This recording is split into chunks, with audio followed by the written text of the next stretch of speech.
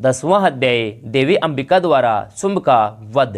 जय माता दी। ऋषि बोले, राजन, अपने प्राणों के समान प्रिय भाई निशुंभ को मारा गया देखे तथा सारी सेना का संहार होता जान शुंभ ने क्रोधित होकर कहा, अरे दुष्ट दुर्गे, तू बल के अभिमान में आकर झूठ मूठ का घमंड न दिखा।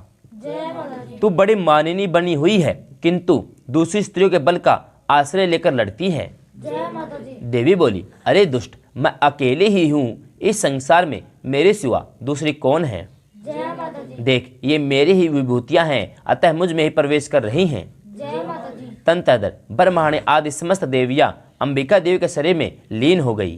जय माता दी। उसमें केवल अंबिका देवी ही शेष रह गई। जय माता दी। देवी बोली, मैं अपने ऐश्वर्य की शक्ति से अनेक रूपों में यहाँ उपस्थित हुई थी, उन सब रूपों को मैंने समेट लिया है। जय माता दी। अब अकेले ही युद्ध में खड़े हूँ, तुम भी स्थिर और सावधान हो जाओ। जय माता दी। ऋषि बोले, इसके बाद देवी और शुंभ दोनों में देवताओं और दानवों के देखते देखते भयंकर युद्ध छिड़ गया। जय माता दी। बाणों की वर्षा, तीखे शस्त्र और दारुण अस्त्रों के प्रहार के कारण उन दोनों का युद्ध सब लोगों के लिए बड़ा भयानक प्रतीत हुआ।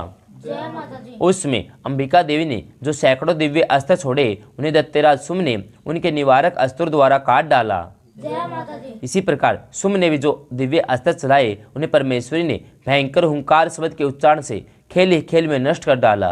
जय माता दी। तब असुर शुंभ ने सैकड़ों बाणों से देवी को आच्छादित कर दिया।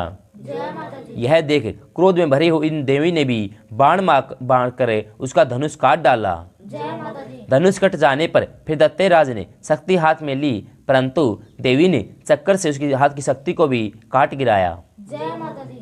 तत्पश्चात दैत्यों के स्वामी शुंभ ने 100 चांद युक्त चमकती हुई ढाल और तलवार हाथ में लेकर उसमें देवी पर आक्रमण किया।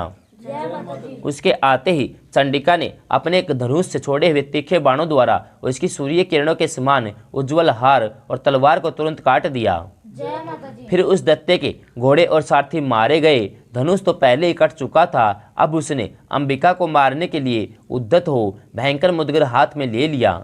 जय माता दी। उसे आते देखे देवी ने अपने तीक्ष्ण बाणों से उसका मुदगर भी काट डाला। जय माता दी। इस पर वह असुर मुक्का तान कर बड़े वेग से देवी को झपटा।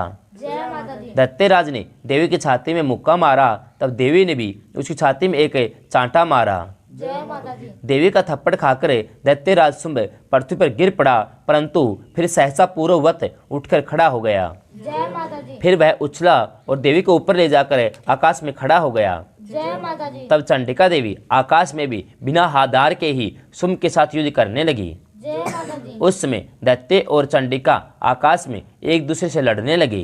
जय माता दी। उनका वह युद्ध पहले सिद्ध मुनियों को आश्रय में डालने वाला हुआ। जय माता दी। फिर अंबिका ने शुंभ के साथ बहुत देर तक युद्ध करने के पश्चात उसे उठाकर घुमाकर पृथ्वी पर पटक दिया। जय माता दी। पटके जाने पर पृथ्वी पर आने के बाद वह दुष्ट आत्मा दैत्य पुनः चंडिका का वध करने के लिए उनकी ओर बड़े वेग से दौड़ा। जय माता दी। तब समस्त दैत्यों के राजा शुंभ को अपनी ओर आते देख देवी ने त्रिशूल से उसकी छाती चीरकर उसे भूमि पर गिरा दिया। जय माता दी। देवी के शूल की धार से घायल होने पर उसके प्राण पखेरु उड़ गई।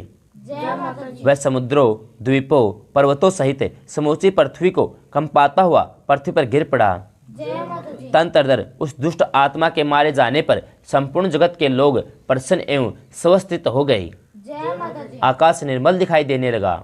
जय माता दी। पहले जो उत्पात सूचक मेघ आदि और उल्कापात अपशकुन होते थे, वे सब शांत हो गए।